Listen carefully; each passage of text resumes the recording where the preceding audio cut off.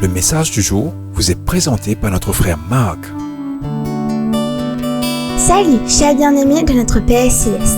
Aujourd'hui, nous allons conclure le message « Le plan de Dieu pour vos finances » en considérant les 2 points restants. Point numéro 4.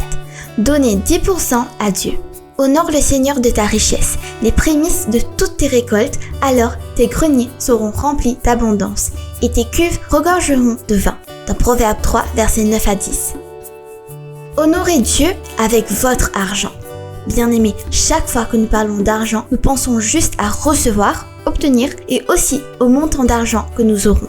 Nous vivons dans un monde égoïste et égocentrique où la notion de don est absente. Tout le monde aime avoir, obtenir et seuls quelques-uns sont prêts à donner. Tant de messages et d'articles ont été écrits sur ce sujet avec tant d'exemples aussi. Je vous laisse cela dans le cadre de votre méditation pendant le week-end. Les enfants de Dieu doivent apprendre ce principe de donner 10% à Dieu. Vous pouvez appeler cela la dîme ou l'offrande et discuter sur un pourcentage plus élevé, mais la chose la plus importante est de donner et d'obéir à la parole de Dieu. Il y a beaucoup de promesses dans la Bible attachées à cette pratique. Et si nous respectons ce principe, ces promesses seront accomplies dans nos vies. La base est de mettre Dieu en premier dans notre vie et dans toutes nos occupations. Bien-aimés, tout ce que vous voulez que Dieu bénisse, votre mariage, votre travail ou vos finances, mettez-le en premier. Point numéro 5.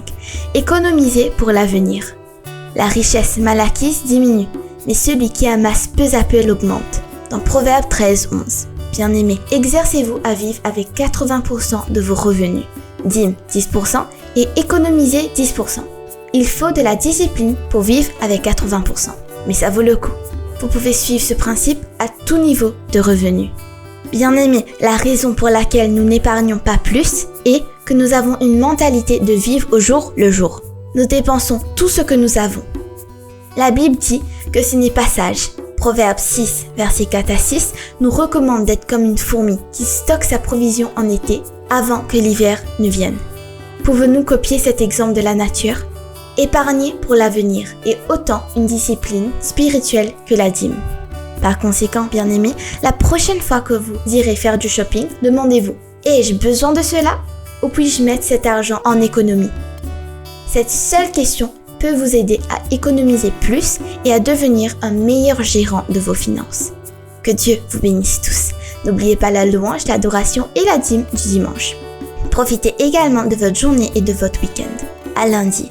Au revoir.